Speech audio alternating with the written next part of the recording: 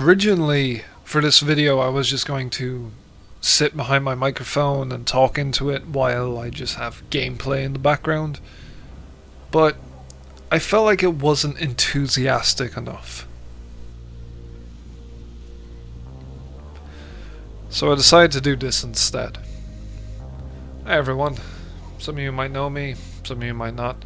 Regardless, my name is Alan Wilkie, and I'm the creator of the Sons of War Machinima series, and I've been working on for the past 4.5 years. This is an idea that I've had for a while, and I just kind of wanted to get out there in case it was something Rockstar had planned. But if they don't do it, it's whatever, but it's still an idea that I'd like to share with you all regardless. Now GTA 5, it's on its last legs. The game has been out for 9.5 years. Like, we've already seen glimpses and gameplay of what the next Grand Theft Auto game is going to look like, so it's obviously around the corner, probably a year or two away still. So, for this, I'm thinking Rockstar needs to eventually stop updating Grand Theft Auto 5. There has to be a point where it's done, where that's it, no more content, and just put all of their development team to focus on the next game. I think this would be a perfect kind of last DLC or last update for Grand Theft Auto Online, just so they can say goodbye to the community, because honestly, if they keep updating Grand Theft Auto 5, then all they're doing is competing against themselves when the next game comes out. So what I have suggested is something I've spoken about with a couple of people, and everyone thinks this would be a really good idea. Community servers. And what are community servers? Well, the idea is quite simple. Community servers are servers given to us that we can host as, well, players and admins and moderators, and we make up the rules. So just give us a normal lobby of San Andreas, like in GTA 5, just a normal public lobby, but we get to tweak some options around that benefit us. Now, before I go into kind of the details of how I think this will work, I want to kind of take a few steps back into how this can be implemented, and then what it is that we really desire to make this a possibility. Personally, I think this should be an update specifically for the next generation versions of Grand Theft Auto 5. You know, the current version, or the most up-to-date version, needs to have something just slightly out there compared to its previous versions. I think the expanded and enhanced version of Grand Theft Auto 5 really needs to be the one to get this update, because I think it'd be easily implemented. Let's look at the menus in Grand Theft Auto 5, the current updated one. In the current one, we have two separated sections, one being GTA Online and then Story Mode. And Red Dead Redemption 2 had a similar thing. It had the story mode and it had online. And I felt like the reason why Rockstar had this kind of implementation of just swapping between the two categories was that they were going to add numerous categories as the game's life cycle went on. Say, for example, in Red Dead Redemption 2, the possibility of a Red Dead 1 remaster just being another category by itself alongside Red Dead Redemption 2 story mode, Red Dead Online, and then maybe Red Dead 1 remaster. While in this case, since in GTA 5's current version we have online and story mode, why not have another category listed as community? And all it would just be a long line, a long list of different servers hosted by people with different names, either it be, say, Biker RP or Looking for Heisters, lobby, just random names, and a search bar, and allow us to favorite them and things like that. Now, how is us as a community going to be able to have these servers? Now, obviously Rockstar can't just throw every single person a server. Not everyone can be able to host one, because obviously we're using up Rockstar's resources, or however it works. I know other games, say like Fallout 76 has Fallout First, where you can get your own private server. DayZ has its own community servers as well, and then say like Minecraft has like Minecraft Realms. So what I'm thinking, for this to work perfectly, Rockstar has their own kind of subscription service called GTA Plus. A subscription service that not a lot of people are overly fond of or really like. But what I'm thinking is if we could use GTA Plus, or maybe have GTA Plus Premium, some sort of subscription service that by owning this, then you are allowed to own and host your own public or community server.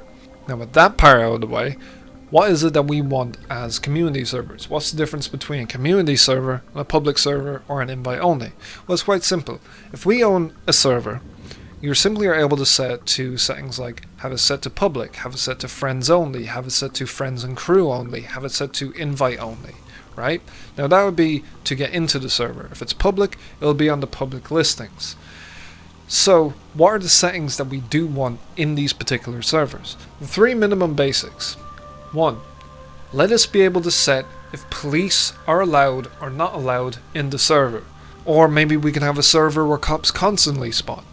It's up to the player's choice. 2.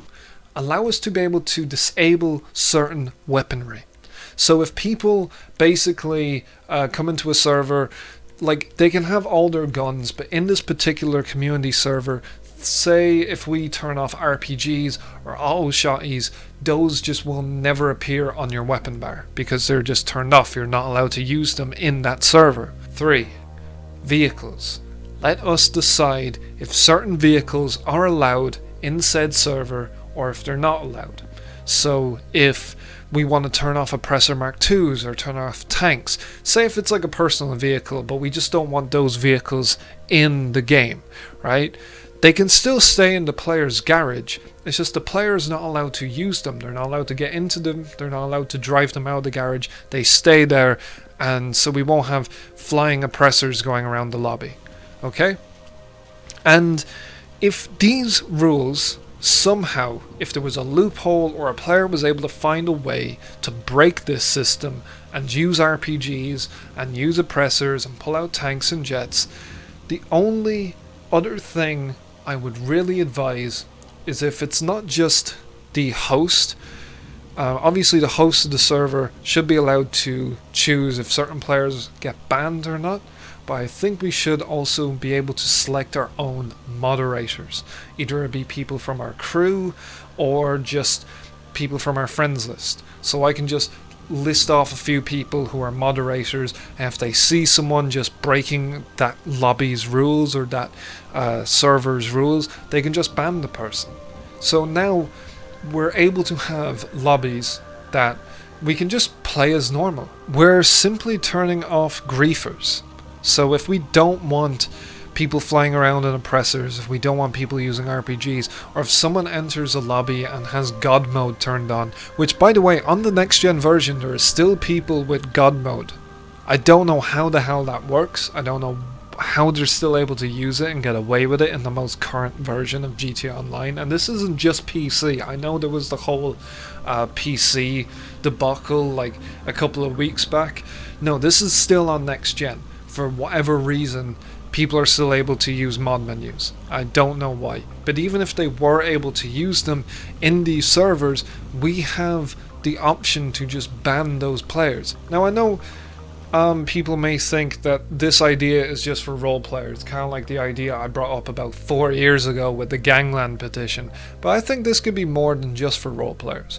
As a YouTuber I tend to watch by the name of TGG, he explained how the Grand Theft Auto community has such a vast genre of different types of players. We have our role players, we have our car mates, we have our PvPers, we have our money grinders, we have our racers. There's so many different genres of people, and this wouldn't just be dedicated for, say, roleplay lobbies like a biker roleplay lobby.